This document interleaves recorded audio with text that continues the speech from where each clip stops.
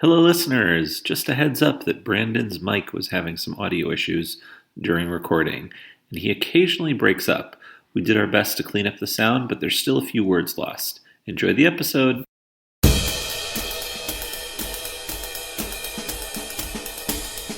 Welcome to Funny, They Don't Look Jewish, where Judaism appears in the panels. Our purpose is to find characters, stories, and issues of comics that explore explicitly Jewish content. I'm Henry Bernstein. I'm Brandon Bernstein. No relation. Hey, Brandon, how's it going? Hey, Henry, it's going well. How are you doing today? I'm good. In the land of quarantine where it never ends. Reading lots of comics. Every day is the same, except for exciting days when we get to do things like present at panels for conferences. Yeah, that was pretty cool. We just had a live episode for the first time. It hasn't been released. I mean, it's been recorded. It hasn't yet been released, so it being released is in our future. But by the time you listeners hear this, it will be in your past, and you'll already have heard it. See, we've time traveled again. Yes, one more comic trope knocked off the list. Not bad for two Jewish boys in Chicago. Right. Great. Well, on that note, who are we looking at today? So, Henry, if Ragman and Moon Knight were C-level characters, we're probably looking at our first D-level superhero. Like, almost nobody is going to recognize this guy, and yet some of my favorite Jewish content we've ever discovered. We are looking at DC's Ramban.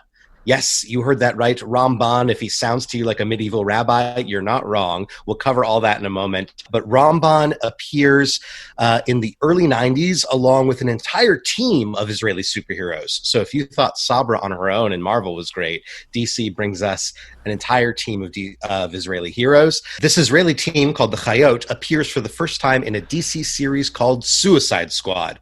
Now, Henry, I know there was a movie that came out, but can you tell us what is Suicide Squad? Yeah, I'll try to keep both our discussion of the movie and my opinions on the movie, which I'm actually jealous of you because you've never seen it. I wish I could never have seen it. But anyway. We'll know quarantine gets really bad the day that I'm like, I did it, Henry. I watched Suicide Squad.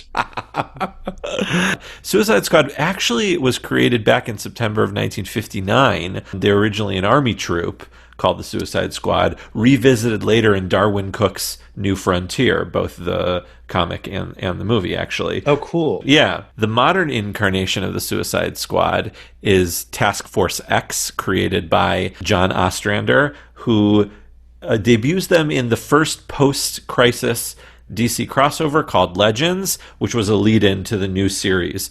They are run by a woman named Amanda Waller, who works for either Argus or Checkmate, which is a U.S. government organization, and they have a team of villains who have been captured, and they have to do covert missions for the U.S. government, or else Amanda Waller will set off a bomb inside their head and they'll die. So it's like a very dark concept, and usually every few issues an obscure DC villain dies. Sometimes they make up new ones for it, so it happens. It's like continuity cleanup. Exactly. So they're nicknamed the Suicide Squad, and the most recent incarnation they found some popularity again is with Batman's Harley Quinn in sort of the leader. But this is not that version. Sure. So, Henry, you talked about Amanda Waller a little bit briefly, and based on what you said, it sounds like there's going to be way too many characters for us to keep track of. Can you just let us know maybe a little bit more about Amanda Waller, and then who are the main Suicide Squad members we should know about so we can understand Ramban and the Chayot? Yeah, so Amanda Waller, again, created by John Ostrander for Legends. She is a U.S. government official. She is a total hard-ass, unkind, heartless, and deals with these villains that is her team as villains. Like, she is remorseless. She's kind of a villain too. Like, she butts heads with Batman all the time, butts heads with Superman. The heroes don't like her either. So she's like a total. She's kind of like lawful evil in her alignment, I guess. Yeah, she's just like, listen, these are villains, and I have a right to blow their heads off if they don't do what I say. And she's unapologetic about that. Yeah. Okay, so Amanda Waller's the leader. We're dealing with just the Atom, usually known as a DC superhero named Ray Palmer. This is a different character with the same powers of shrinking named Adam Cray. And Count Vertigo is the other character. Green Arrow villain, and is an interesting villain because he's a supervillain to the rest of the world, but also to the rest of the world, he's the leader of a fictional Eastern European country called Vlatava. And he's had these sort of international incidents and can often seek sanctuary in his own country, similar to Marvel's Doctor Doom. Awesome. And you mentioned the fact that they were created by John Ostrander, who's a pretty incredible writer, as we're going to discuss. And I just wanted to bring up and make sure people knew there was an early January 1997 article put out by J Weekly, which is a wonderful newspaper out in San Francisco, about the character we're covering right now, Ramban, as well as John Ostrander. And it lets us know that John Ostrander actually worked on Suicide Squad with his wife, Kim Yale. Very cool to see a husband-wife creative team. And neither of them are Jewish, but they felt like, given the direction that the story was going, it was important to look into and do research on Judaism. And so I don't think it ever appears in the comics, but he lets us know in this article that Ramban grew up conservative, has a conservative Jewish background, is invested in Kabbalah, does these magic spells. And even though neither John Ostrander nor his wife Kim Yale are Jewish, Ostrander notes that he grew up in Chicago's East Rogers Park neighborhood. So he always was close to and had an appreciation for Judaism. Kind of really neat to just think, Henry, as much as we've covered so many Jewish characters, how many times have we uncovered Chicago connections? Yeah, it's amazing. And I used, there was about 4 years when I was in high school where I bought comics at a couple different shops in Rogers Park, so mostly on West Rogers Park. But it's cool. I love these little Chicago connections we have. Yeah, both in real life and in continuity. So I think that's all the background that we really need, and we should really dive in. Once we get into these pages, we're going to do a proper introduction. I know normally we would cover and be like, who's Ramban? What's his powers? What's his real name? We're going to cover all that as we get into the issue. Because this issue is the introduction to him, it just felt more fluid to cover it as we dive into the panels. So, Henry, where are we starting off? We're starting with Suicide Squad number 45, September 1990. Name of the story is The Jerusalem Serpent, written by John Ostrander and Kim Yale, penciled and inked by Geof Isherwood, colored by Carl Gafford, lettered by Todd Klein, edited by Dan Raspler. And on the cover, we see this sort of Hebraic font, which we're going to see again later. Yeah, well, I actually just want to cover and make sure to say what you were saying, Henry, by there's this Hebraic font, is that the words are in English, but the letters are written to look as though they are Hebrew letters. So, for example, the O in English almost looks like it is actually a samech, and the E it says Serpent of Chaos, and the E looks like a shin that's shifted over. And so you maybe have seen this design. It's a popular font choice where it's fully written in English. It's English words, but there's something about the flourishings and the outline of the letters that makes them look a little Hebrew-like. Yeah, and I remember when I was on an Israel trip, I remember there was a very popular T-shirt people would buy that had it looked like Hebrew letters, but upside down it just said, "Go F yourself." Yes. You remember that? Any time that I went to a tourist market in Tel Aviv, there would be some version of that shirt available at a shuk. Yes. All right. So diving in, we're going to pick up on page 6. This villain named Cobra is basically set off to start something in Jerusalem that he calls Kali Yuga. Now, Kali Yuga is not a Jewish concept. In fact, it's a Hindu concept. And from my understanding, in Hinduism, there are 4 different stages of, I suppose, reality or the world. And Kali Yuga is the 4th stage, which is marked by strife, discord, violence, chaos, not getting along, according to Sanskrit scriptures. I'm not an expert in this, so listeners, if any of you happen to be experts on Hinduism, I'd love to learn a bit more about Kali Yuga. But essentially, John Ostrander is using it via Cobra to say Cobra's trying to start the Kali Yuga, even though, side note, based on most of what I researched, it looks like Hinduism believes that we've been living in Kali Yuga for several thousand years, whatever. So we're actually in Egypt, and there's an Egyptian leader named Mr. Nazir, who is hiring Amanda Waller and the Suicide Squad and asking her to go in because he himself does not want to enter Jerusalem due to the geopolitical situation. And he mentions for the first time that there is an Israeli team of metahumans. This is the DC Comics term used. Marvel has mutants and superheroes. And so any being that either was born with, I think, or was experimented upon to have powers in DC is called a metahuman. So there's this team of Israeli metahumans called the Chayot, and they work for the Mossad. So they really are sort of the DC version of Sabra in a certain way, in terms of having this like superhero that works for the Israeli government. Is that also the fact that they're called Chayot, which in Hebrew means animals? Is that cool? Like, is that a cool name for like your superhero team? Like if you were like a basketball team, would that be a cool name, you know? Or is it is it not a nice term? Because it's also not a nice term to call someone a chaya, like a... I'm actually really glad you brought that up, Henry. So I think in this specific instance, it is cool, and I'm about to explain why. Chayot can literally mean animals, but it can also be used to just refer to like a living thing, right? It's a word that has multiple definitions to it. And in fact, as we're going to see with Mr. Nazir explaining it, it's specifically a reference. When we talk on a biblical level about Chayot, we're actually referring to a vision that the prophet Ezekiel had in the book of Ezekiel or Yechezkel. And Mr. Nazir says they're the four living beasts of Ezekiel and Revelation.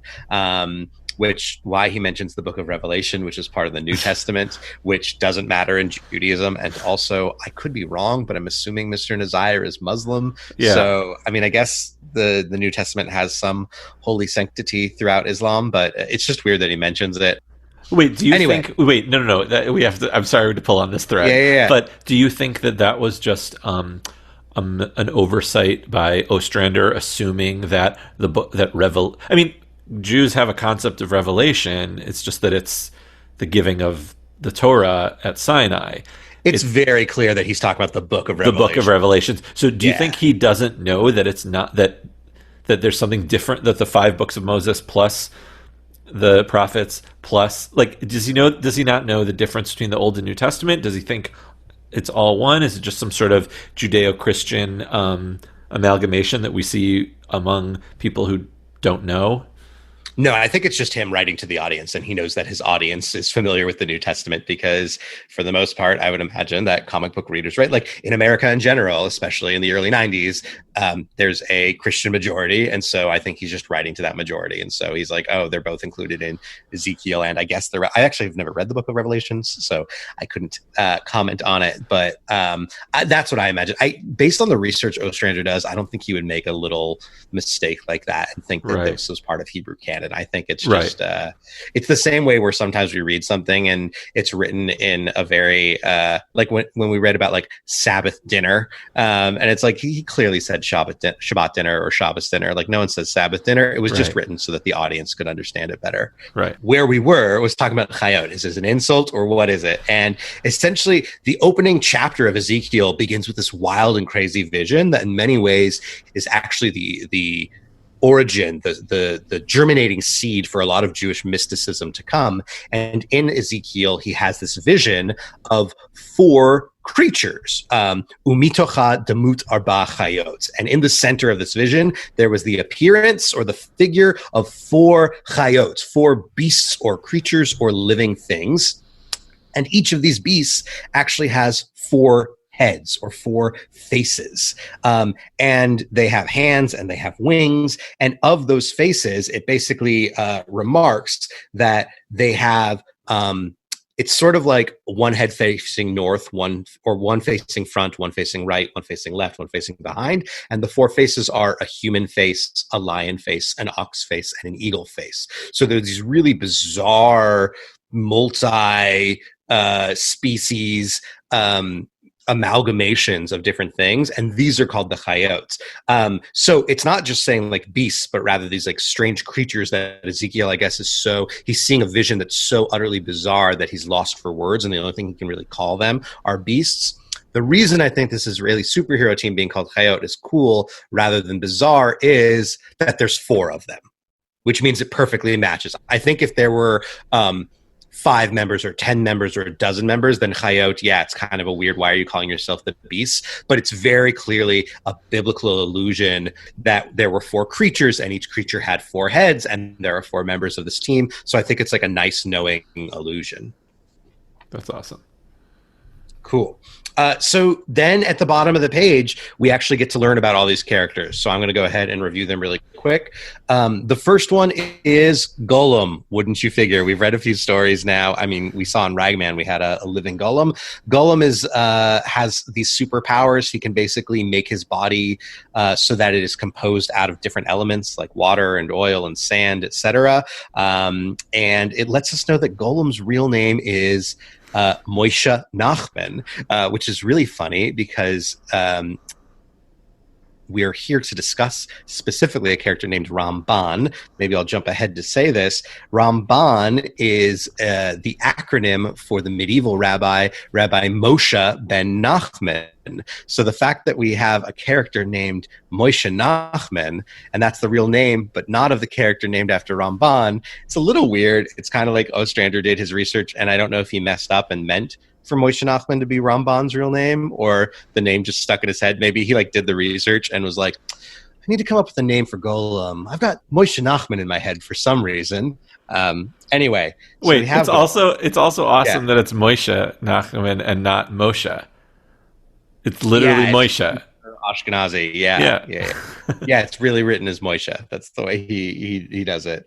The other member of the team that we see here is Judith.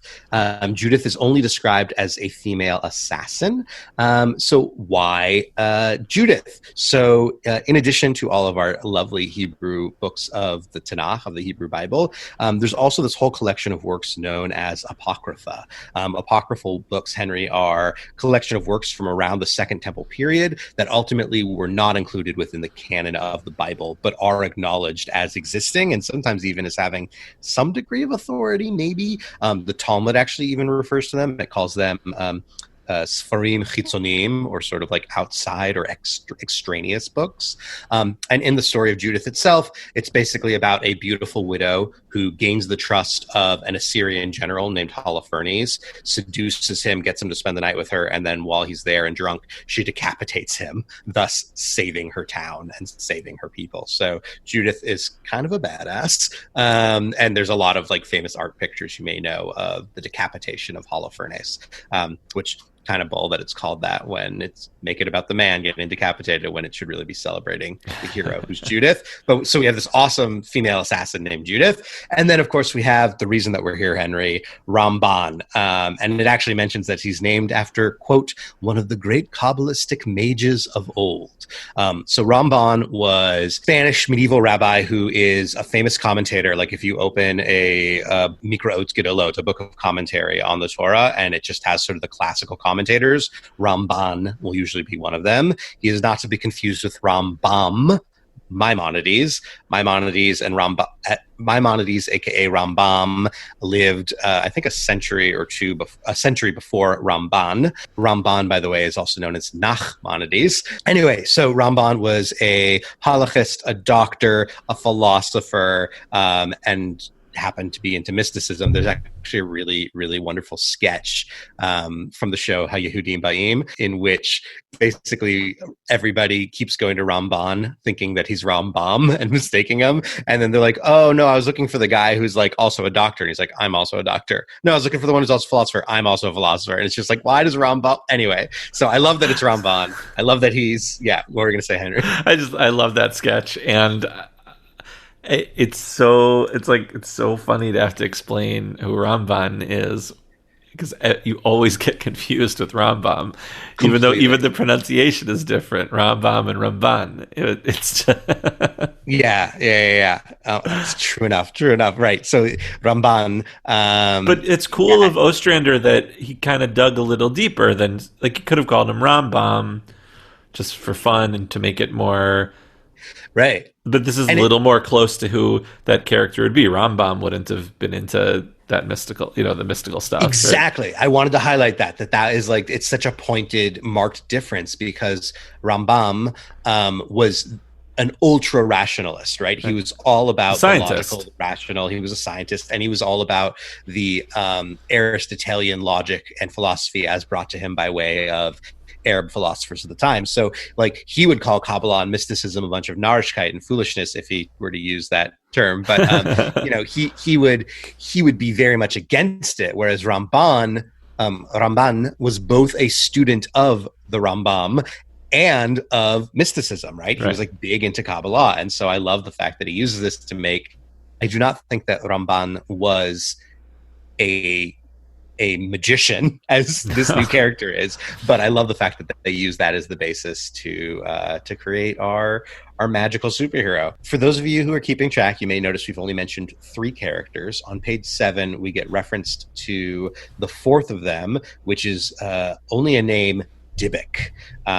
And we find out that it's rumored to be an Israeli artificial intelligence, which is really cool. We're going to hear about this in comic a little later, but just to make sure everyone else knows, a Dybbuk is essentially a possessing spirit that takes over the body of a living person. It first became recorded as a known term in literature from the 16th century, so it's not that ancient a piece of Jewish folklore. It's perhaps best known because of its involvement in Jewish culture now through a play written by S. Ansky, known as The Dybbuk, which also has a movie version based on it. And also, it's really scary if you like horror.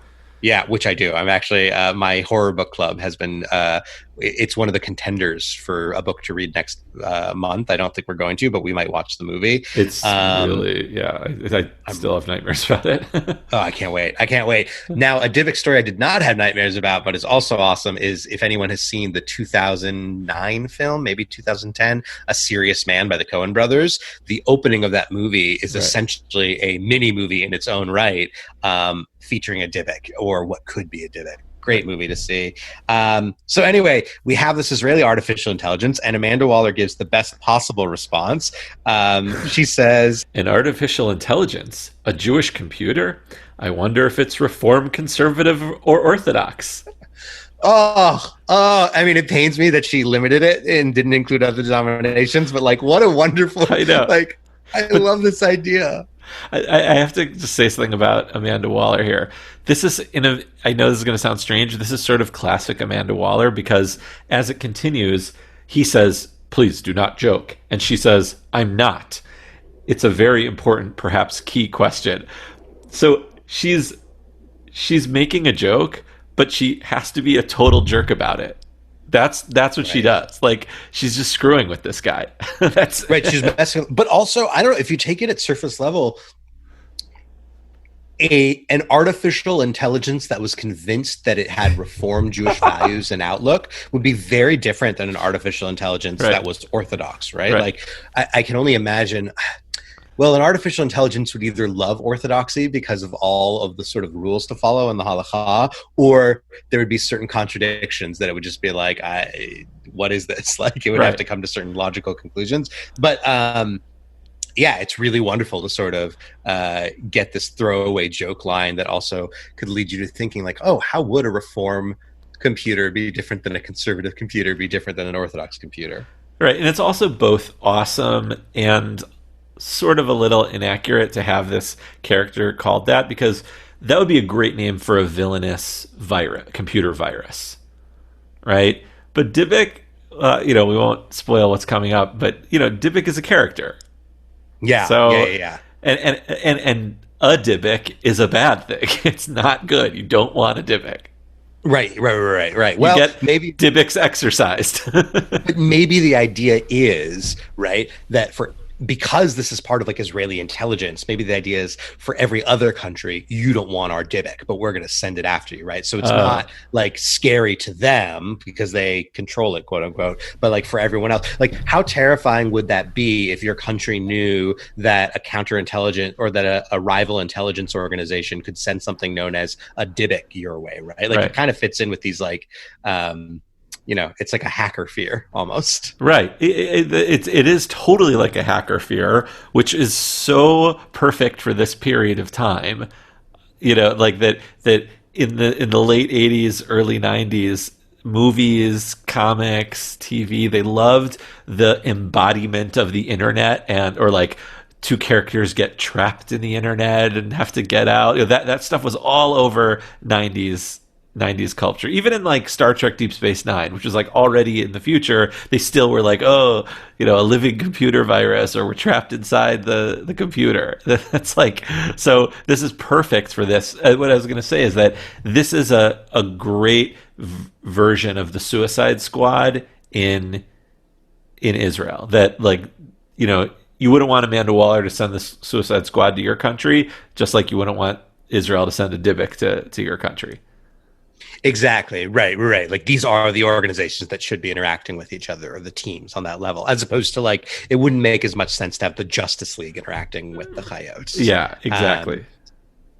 Great. So we're going to get a little bit more into those computer fears, but we're skipping ahead to page 13, where Cobra is in Israel and the Coyote launch an attack on Cobra and all of his men. Judith declares, "The sword of Zion is among you." Yes. Yes, right. And as she's slashing at people, Ramban then, as he's fighting and casting spells, goes, "By the ineffable name." And in the next panel, "May the patriarchs protect me." And I think, Henry, we talked about this. Like, if this page was all that existed, we'd roll our eyes and be like, this is the most cliched, hackneyed, nothing but catchphrase based, like, what an offensive characterization. Yeah.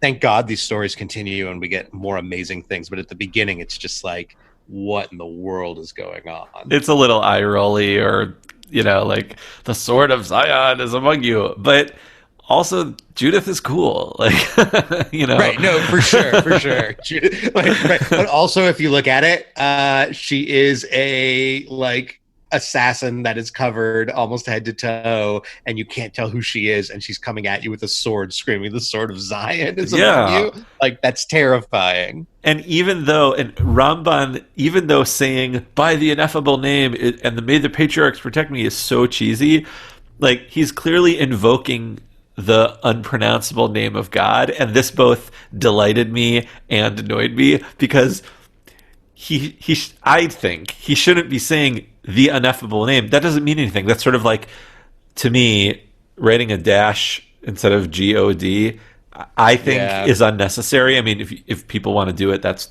they're comfortable with, fine. Yeah. But for me, I think it's a little unnecessary because it's just an English word. It doesn't mean anything. So to say ineffable name, that could mean anything. What's ineffable? He should have said some version of Yud and then Hey and then Vav and then Hey. Even if it was scratched out or something, or Yud K Vav, Yud Kuf Vav, whatever. But there should have been some Hebrew there that he was putting out there into the world, not saying by the ineffable name. Like, right. If he's calling down from the name of God, then God should, you should say the name. Yeah. So two thoughts. One thought is, like, if he's just saying the letters, that would make sense. But, like, I don't think he would pronounce it, even for the sake of spells, unless he were maybe like the high priest, right? Like, I get the feeling that Ramban is the kind of guy who has that sensitivity and would not necessarily, like, attempt to pronounce the name. Although maybe not. Maybe in Jewish mysticism and in some of this magic, there would be. Yeah, I bet canonically, like, maybe it hasn't been written, but it's out there. I bet Ramban is a Kohen. That he's yeah, he could be. It would be very cool to see that. Now, here's my other question for you, Henry, is it possible that he's not casting a spell? Beast goes like, "Oh, my stars and garters." Like, is it when you surprise him, he's just like, "By the ineffable name." Yeah. Oh, then maybe. Is it more acceptable if that's what's going on? Or like Superman says, like, "Great Scott." Yeah. Exactly. Okay. If that's the case, then awesome. I'm going to start saying that too. And of course, I would obviously, if I was also rewriting these panels a different way, I would also say, "May the patriarchs and the matriarchs protect me." 100%. Yeah. so Especially because Judith's standing right there. She's literally a matriarch. Yeah. The silent warrior. Although Golem gets no dialogue, so he's the real silent warrior. But yeah, 100% with you. We don't see the result of the battle, but by the end of the issue, which is where we're jumping to next for our content, on page 22, we meet the liaison to the Chayot. Basically, this is the Israeli version of Amanda Waller to a certain degree. He's the governmental official who's with them. His name is Colonel HaKohen, so I'm assuming this guy is definitely a priest. So, yeah, he's definitely a Kohen. Yeah, he's definitely a Kohen, but he does not seem to care. He feels like as chiloni, as secular as possible. Yeah. And Colonel HaKohen on page 22 lets Amanda Waller know that the Chayot have confronted Cobra and quotes, "They did what Israelis always do, Mrs. Waller. They won." Which is just like the level of like arrogance there, that it's just like I know the exact type of Israeli who would talk this way. I know this guy. I've been to shul with this guy. Yeah, 100%. for better or for worse. Yeah. And that's the end of our first issue. So let's go really quick. Suicide Squad number 46 comes out October 1990. Continuation of the story. This story is called Choice of Evils. For the most part, it's the same creative team. The one exception is it is now penciled by Luke McDonnell rather than penciled and inked by Jeff Isherwood. But Jeff Isherwood is still inking it. So I think for the sake of time, we're not going to go through all of the credits. But otherwise, it's the same team. So, Henry, why don't you take us through this issue? On page 1, we see that same font, that Hebraic English font where it says Choice of Evils on the cover, and we're at the Hyatt Hotel in Jerusalem. Okay, so as you said, we're at it's actually not the Hyatt, but the High Hat Hotel, right? It like has this extra H because I guess of copyright issues. But I just want to point out that there is indeed a Hyatt Regency on the Mount Scopus. So there is indeed a Hyatt Regency in Jerusalem. It's amazing to know the Suicide Squad is staying there. And now, as you were saying, Henry, what page are we on now? So we're on page 4, and we're back to that conversation, or maybe a new conversation between Amanda Waller and Colonel HaKohen. And he asks her, "What do you know about Dybbuk?" And she says that it's a computer-generated artificial intelligence, but then she gives this very precise and well-thought-out and short explanation of a Dybbuk. She says, a Dybbuk is the spirit of a dead person who enters and possesses the body of a living person. I'm guessing Dybbuk can possess things like electric machinery and circuitry, like Cobra's force field. So you see why Dybbuk is useful for this particular mission. Totally. And like such a great explanation also of like, all right, this is what a real Dybbuk is, and now here's the computer of a Dybbuk. And such a cool, it's a cool creative concept based on the powers. That also I feel like if it were a Jewish author, I don't think they ever would name the character Dybbuk, because the associations of what a Dybbuk does would be stronger than just like the clear definition. Like I think only a non-Jewish writer like Ostrander would make this connection, but I love it. It's such a creative way of using it. Right. He doesn't have generations of like Ashkenazi, folklore stories from, the old country about the Dybbuk that possessed the one person in town in the 18th century. I know, you just saying that makes me be like, every time we say it, should we be spitting and throwing salt over our shoulder? Right. Yeah. Yeah, just to sort of establish what happened immediately beforehand, they gave Dybbuk an assignment. Dybbuk is like, why doesn't Ramban like me? Away. Now Colonel HaKohen and Ramban are discussing this Israeli artificial intelligence, and I 100% Henry. I think that like not necessarily by content, but by the logic and the flow of it, this and the content, this is the most Jewish argument discussion we'll ever see. So I'll be Ramban, and Henry, you'll be Colonel HaKohen. Great. I watch that hologram and I ask myself, Dybbuk is certainly an Israeli computer, but is he Jewish? Can a computer keep a kosher program? And just how many angels can really dance on the head of a microchip? Your rabbinical training is talking, Ramban. This is pilpul, an absurd exercise in air-splitting logic. There is no difference. Perhaps you cannot be Israeli without being Jewish. But you can be Jewish without being Israeli. Just how unique is our artificial intelligence, our Dybbuk? Is it capable of introspection, Does self-awareness include a morality derived from the Torah? Does it have a soul? Questions such as these are never absurd. It's what separates any people from becoming Nazi. Ethics have little to do with the machine's function, Ramban. Dybbuk controls only those functions in security that we program him to cover. No more. We control him, or because he chooses to comply.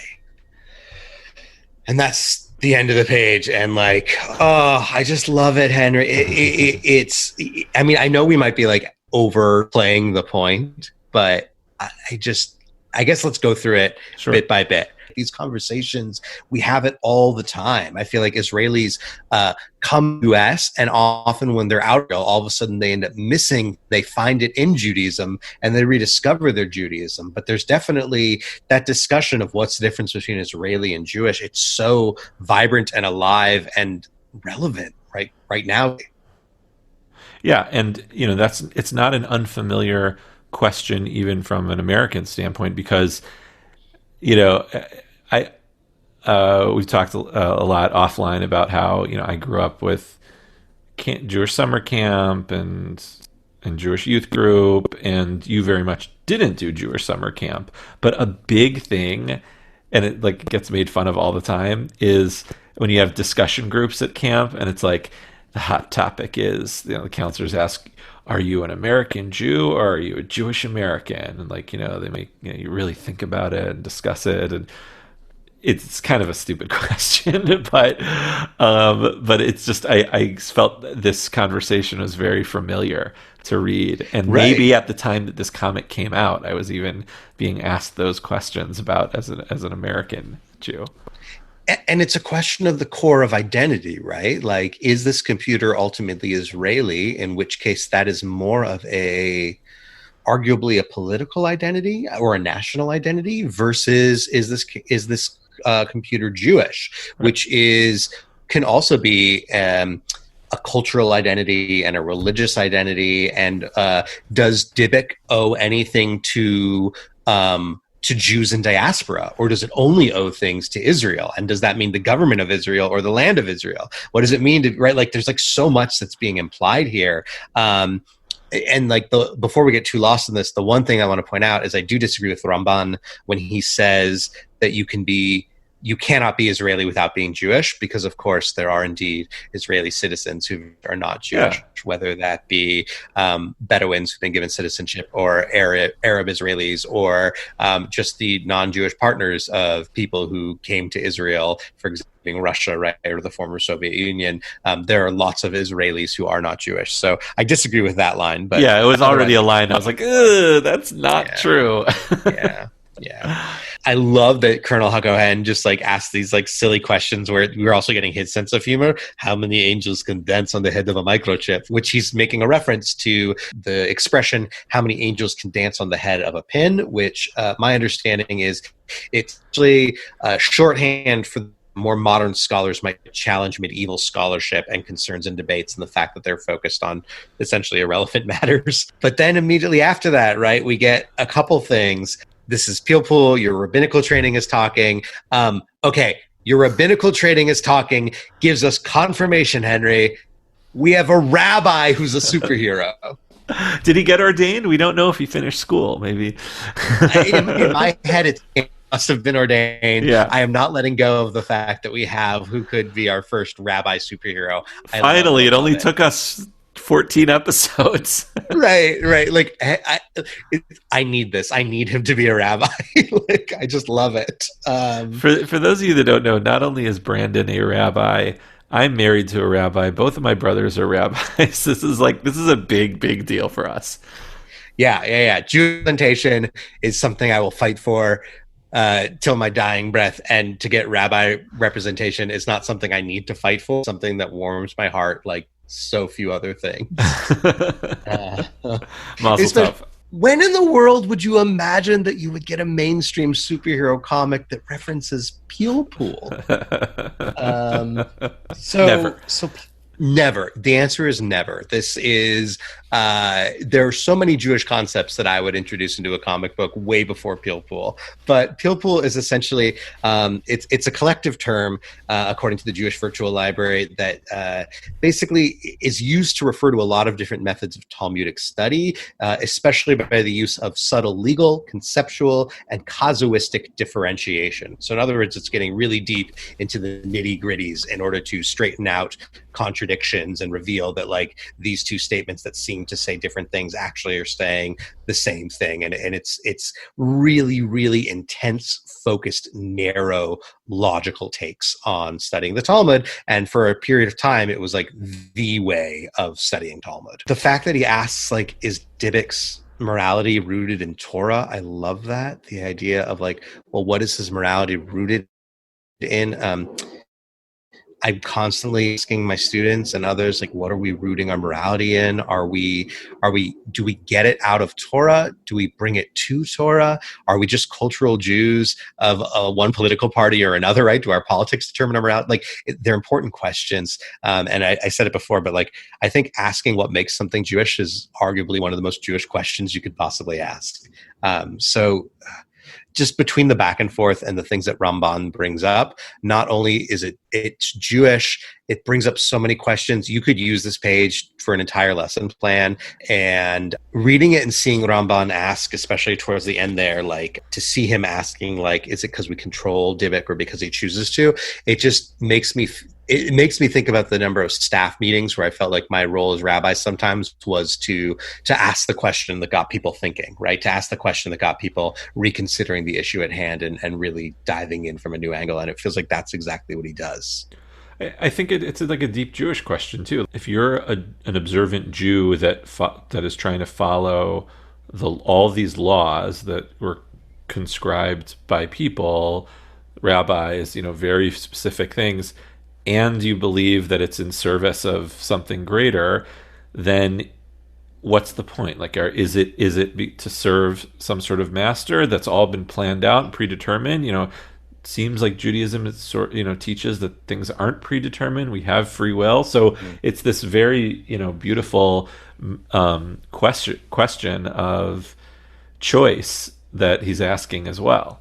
On page 15, Judith assaults Vixen. Vixen, by the way, DC Comics heroine who has been on the Suicide Squad and the Justice League. So I think has some origins in villainry, but is a hero for sure. Judith assaults Vixen with Jewish throwing stars, like ninja stars, but they're stars of David. It's ridiculous. Oh my God, Henry, if they made like, like I've seen you go somewhere and they have like a Fisher replica Batarang made of this heavy metal for $100 to be able to purchase this collectible memorabilia. If they, for some reason, made Judith Star of David throwing stars available to purchase, like, of course I would get some. How could I not? I know I'm going to be getting a text from you. Henry, look what I got from my collection.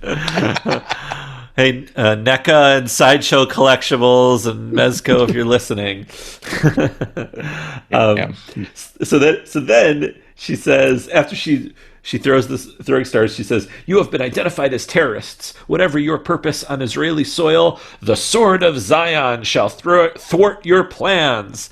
So it seems like the sword of Zion is either her nickname or a catchphrase. Either way, both are kind of awesome. That if she's just shouting out her own name when she attacks, then that would be cool. Or if she's referring to herself as the Sword of Zion, that's also awesome. It's like The Rock is the people's champion, One, right, that third person talking. The final option, right, is that like she's just like called, like her sword, her actual weapon is the Sword of Zion, in which case like maybe it's like the power rests in the sword, not just her abilities. So she's like, this Sword of Zion will stop you. Yeah, it's literally her sword. The last thing at the end is because has been imprisoned by the Chayot, he has access to Dybbuk, and turns out he's been secretly talking to Dybbuk and actually manipulating this artificial intelligence in order to accomplish his own nefarious plans. And Henry, what has he convinced Dybbuk to do? I'm sorry, I'm laughing. This is just, he has convinced Dybbuk to blow up the Dome of the Rock. And we have some really intense couple shots here at the end of Dybbuk says of a fighter jet, an Israeli fighter jet with the Israeli flag on his helmet, and this fighter pilot looks scared out of his mind, like, oh my god, what am I going to do? And the caption says, Dybbuk has possessed a flight of military jets. The pilots are no longer in control of their planes, and all communications have been severed. So they're not even flying. They're not even in control. And you see these 3 Israeli fighter jets with the Israeli flag flying towards the Dome of the Rock with the intention of blowing it up. And that just... it was like a scary shot to see. It freaked me out. Yeah, it's very intense. And they're going to blow up the Dome of the Rock because ultimately the Dybbuk wants to start construction of the third temple and build up, a third temple, because the Dome of the Rock was built over the same where the temple had been, and many believe over the space of the Holy of Holies potentially. So I just wanted to talk. There is this sort of, I would call, extremist religious movement that does want to rebuild the third temple due to the fact that Dome of the Rock exists, as you can imagine. To do so would just be a geopolitical and religious nightmare and create, as the comic says, a holy war, right? It is always a sensitive topic. It's insane to talk about building a third temple, given the reality of what exists there. But there is indeed a third temple movement. And I just wanted to bring up a couple important dates, Henry, in regards to this movement. So the Third Temple movement is exactly what it sounds like. It's a movement of people that want to construct the third temple. They've done things like basically trying to prepare Kohanim, priests, to learn the rituals so that they can perform sacrifices at the temple again. They're, learning the ways of animal sacrifice and sort of trying to educate people so we can basically leave the rabbinic Judaism that we've known for the past 2,000 years and return to the biblical way of life, more or less. And so those important dates I wanted to point out are that in 1984, a Jewish underground attempted to actually blow the Dome of the Rock up. So that's a scary moment in history. In 1987, the Temple Institute was founded, and it was supposed to be a non-educational organization all about the Third Temple and constructing the Third Temple. And the final and craziest moment is that in October of 1990, the Third Temple movement officially announced that it would soon attempt to lay the cornerstone of the Third Temple, meaning that it would start construction while the Dome of the Rock was still there. And the response to this was a bunch of riots. But again, I just want to point out, they made this announcement in October of 1990. Henry, what is the cover date of the issue that we are covering right now? October 1990. Whoa. Yeah, it's wild. Now, obviously, the fact that it's cover dated October 1990 out means that it actually was released earlier in the year than that, right? Like, you can't design a comic instantaneously to come out after it happens. But I imagine what that means is that there was something in the air. Like John Ostrander, I don't think he just... Clearly, I'd imagine that in 1990, if you were paying attention to news around the Middle East, there were probably rumblings of this kind of thing. And there was this was not just a far out story. It's probably a very real, and this probably felt like this very easily could have been reality, that you could have seen a holy war erupting in the Middle East if something like this happened. So it's insane that the same month that the Third Temple movement announced this comic came out. I think one of the highest stakes cliffhangers we've probably ever encountered. And so let's go ahead and go into the conclusion and the last issue we're going to cover today. Henry, give us a little bit about the details for our next issue. Okay, so we're looking at Suicide Squad number 47, November 1990, Choice of Dooms. We're actually going to go pretty far into the comic for starting. On page 12, we once again see some of those Israeli fighter jets. And then just for people to know, we mentioned him earlier, Count Vertigo is basically preventing the rockets from actually landing. He's the one that's causing the rockets to fly away and to just go out into the desert, it looks like. And I just want to say that Count Vertigo, every time I've encountered him in comics, I'm always a little uncomfortable. And that's sort of this Ashkenazi thing about me where I'm like, what was going on in his country? When his father was count or whatever, what was going on in let's say 1938, 40, Sure, 41, you know, like there have to be Vlatavian Jews. Right. And what happened to them if not? You know, Yes, like yes. because I think it's specifically near. It's actually, I think we saw when we looked it up that it's near Hungary, maybe. Yeah. Wow, what an interesting question. Where did fictional comic book countries lie during world wars, right? Where were their allegiances? Was it part of the Axis powers? Was it part of the Allies? Was it one of the countries that was just invaded by Nazi Germany and right, sort of was a puppet government established in that instead? You could ask about Vltava and Latveria and Marvel, and I don't know if any of these sort of, it's a really fascinating question, and I don't know if we'd ever see stories that would even attempt, like sometimes it feels like the Holocaust, even though we see it in comic books, it's such a heavy topic that I don't know if they would even want to address what their fictional countries were doing at that time. Right. I mean, like Doom, you know, even if we're sticking with the normal comic timeline, you know, Doom, we didn't see him till the 60s. So like, but Latveria existed as a country. Exactly. Right? Exactly. It existed beforehand. And I just think like Dr. Doom would have kicked Hitler's ass. Like, oh sure, yeah. If he wasn't a baby at the time or non-existent, yeah, the war would have been over in a second. You know, like, and obviously on the DC side, you had the Justice Society helping out, but right, or the Bombshell series that we explored. Yeah. Okay. All right. Anyway, moving on. All right. So we're at the bottom of page 14. We're really going to be looking at page 15, but we just wanted to capture this little bit. So essentially, the Atom, who we discussed, has encountered Ramban and convinced Ramban that he overheard everything that happened with Dybbuk and Dybbuk being manipulated by Cobra. And so the bottom of page 14, Ramban is confronting Dybbuk. And Henry, why don't you go ahead and read the dialogue bit that I know you wanted to bring up. Okay, you be Ramban. The bottom of the page, Ramban looks at Dybbuk and just says, "Dybbuk, you've monitored this conversation, Nu. You, of course, deny the allegations."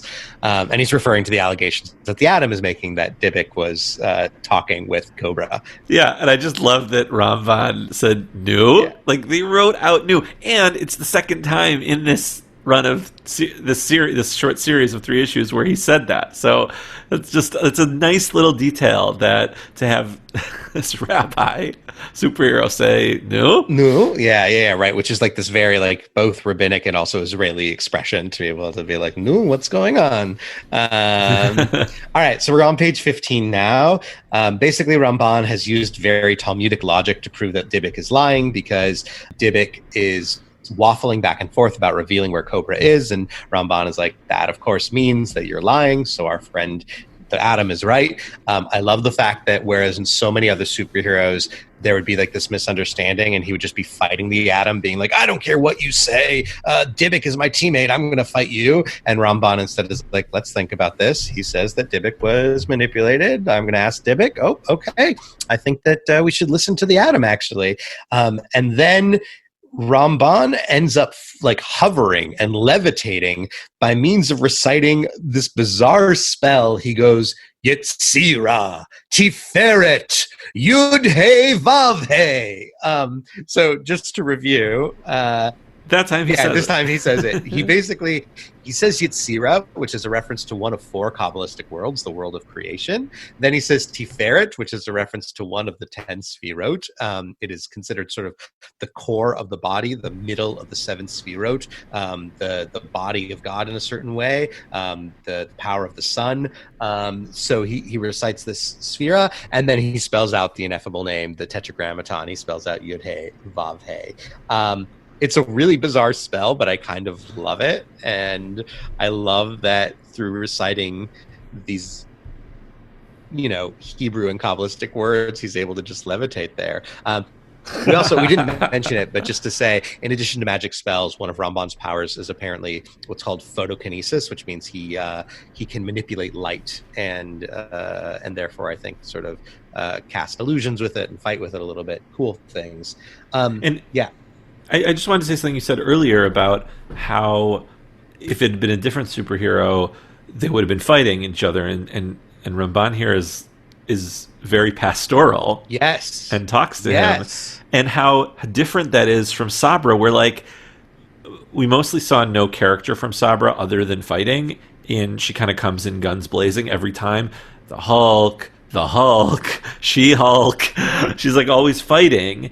And what kind of character would she be if she had just said, I hear what you're saying. Right, right. And like, we talked about it, I think, when we were prepping for this episode.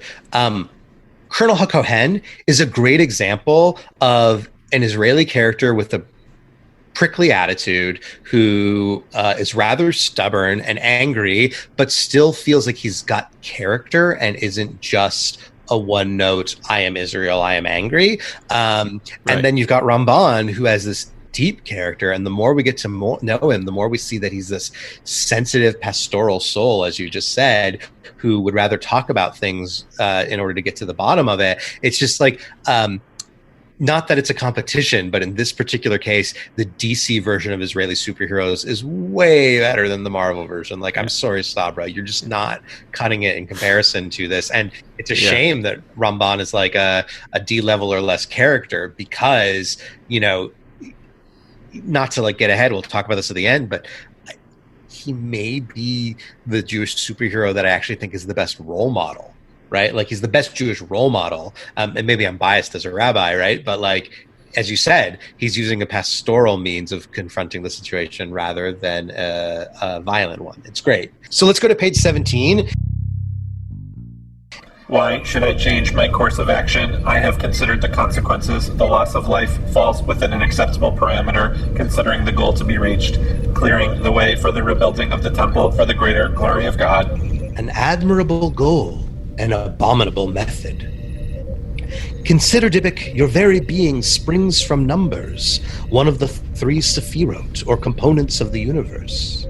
That means the binary code that governs your programming is divine in origin. You were created in the image of God, thus subject to halakha, the law of God, and what you label acceptable is immoral. That was great. So, all right. What a nice sermon. Great drosh, right? Like,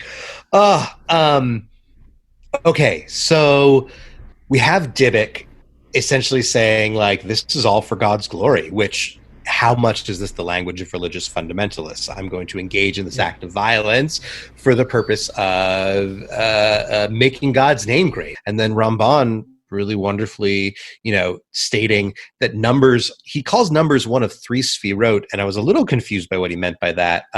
There's a few possibilities. The sefirot in Kabbalah usually refer to 10 emanations or aspects of God. However, in the Book of Creation, Sefer Yetzirah, which predates the Zohar and many other Kabbalistic texts, it lists the building blocks of creations as being numbers and letters, those being the 22 letters of the Hebrew alphabet and the 10 numbers of a base 10 number system. And those numbers are referred to as sefirot. So I was wondering, like, when he says the three components of the universe, the three sefirot, does he mean numbers, letters, and I don't know what the third thing would be. I checked a little bit of Sefer Yetzirah and couldn't figure out. Other possibilities are he actually means the upper three sefirot. When we get to the idea of 10 sefirot, they're divided between the upper three that are closer to God and the lower seven. So maybe it means that. Or in Sefer Yetzirah, it talks about 3 of the 22 letters are these mother letters, which would be Aleph, Mem, and Shin. But I couldn't figure anything out. So listeners, if any of you happen to know what would be the 3 sefirot of which numbers are one, again, I assume it'd be numbers, letters, and I don't know, maybe God's spirit. Anyway. Maybe he's referring to the Book of Numbers to make it more confusing. Yes. Well, the Book of Numbers, which is one of 3 sefirot. I know. Yeah, I know. Just trying to make it more confusing.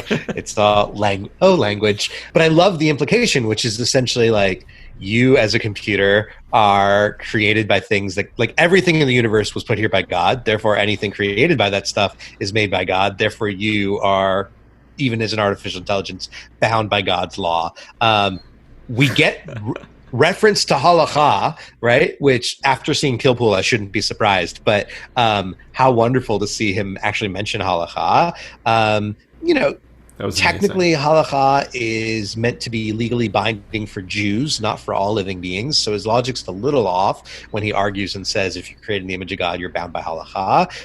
According to Judaism, all living beings are not bound by halacha. There's actually specifically the 7 Noahide laws that all human beings are bound by, but not the rest of halacha. We have not, unless I missed it, we have not seen the word halacha appear in a comic book, No, right? I don't think so. So even just to say halacha insider language and instead of, because you can easily just say Jewish law or the tradition or the sages, whatever, like some broad term, like halacha is a very sort of specific thing that refers to like Jewish law, but also the Torah as a sort of a bigger idea, and it literally means to go halach, right? So it has other meaning. It's the way. It's sort of the way, follow the way. So I just want to say that I really appreciated that John Ostrander took the time to put that in there. That that really. It was just like an extra. Again, I said it earlier that it's just an extra touch that was unnecessary but really nice. It's a nice flex. It's a really nice flex. And made it more Jewish. Completely. It made it so much more Jewish by its inclusion. Blowing up the Dome of the Rock is not okay. And I really love also that it's like Dybbuk is aware of what would be essentially I don't know, maybe good and evil, maybe, right? Like he's making this choice, but he's not aware of right and wrong. And Ramban is introducing morality to this, right? Like before this, it was all pure numbers. It was all like this decision, do we do this or not? And Ramban's introducing the complexity of morality. And I love that because part of my Judaism is learning morality and is learning right from wrong. We go to page 21 and we continue this conversation. Let's hear the next little bit of conversation here. And I must confess, I am uncertain. This morality is very confusing, very complex, Ramban. Then perhaps you could hold off any further actions while you formulate an ethical response. To know what to do is good. To know why to do it is better. You love that. I love it. You're going to use that in a sermon. I'm sure I'm going to include it.